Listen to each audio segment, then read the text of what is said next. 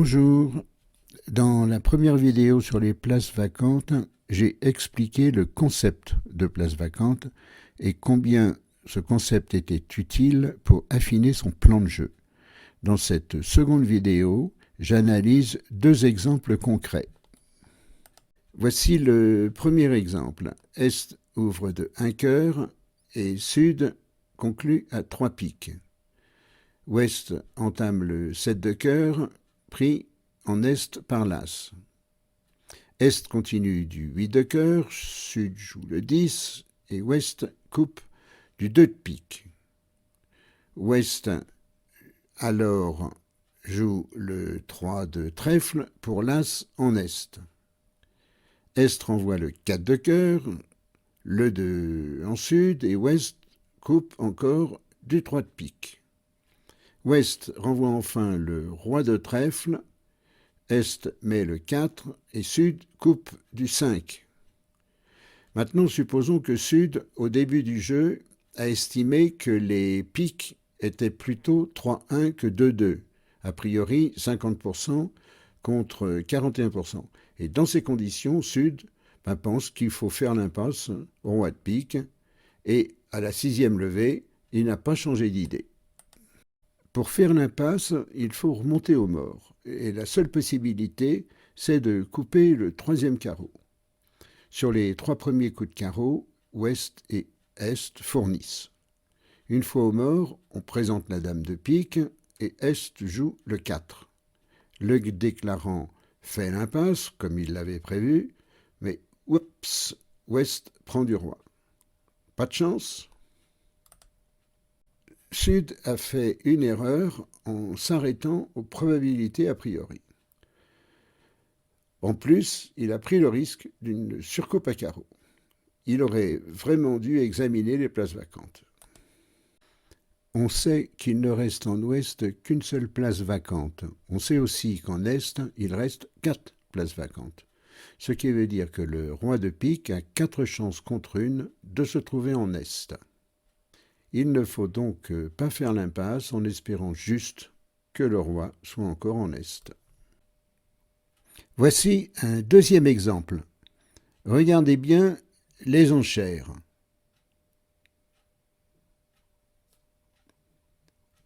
L'entame, c'est le 7 de carreau, pris en Est de la dame. Est joue l'As de carreau, sur lequel Ouest joue le 3. Est continue du roi de carreau, que Sud coupe du 9, mais que Ouest surcoupe du 10. Ouest renvoie le 10 de cœur, le 4 au mort, le 3 en Est et le roi en Sud. Sud est en main, il ne doit plus perdre de levée, il faut donc trouver où est la dame de pique.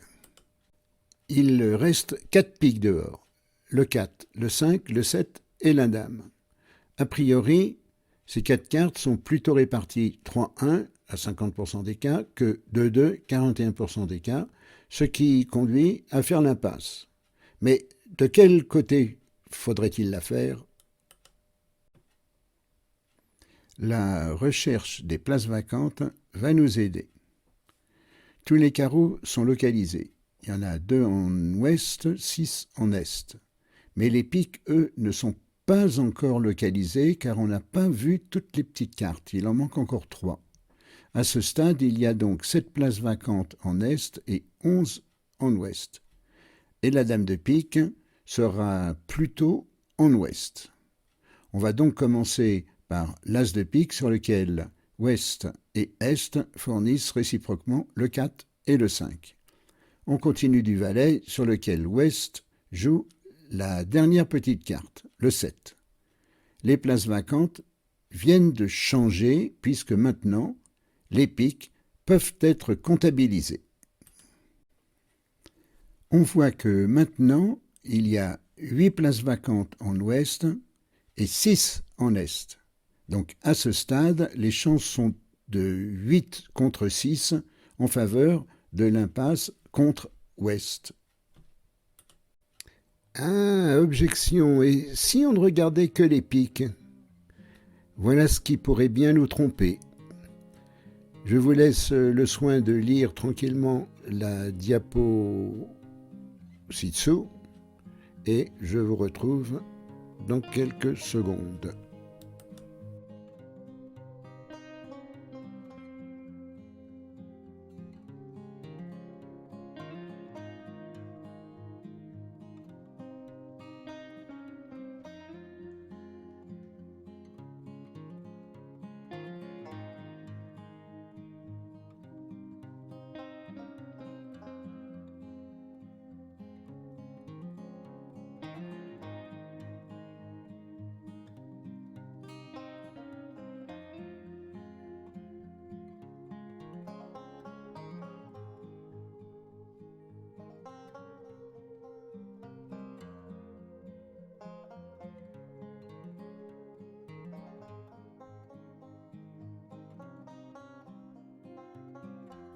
En conclusion pour ce deuxième exemple, on voit que si on se fie uniquement à l'évolution des probabilités de distribution des pics, on aboutit à une incertitude.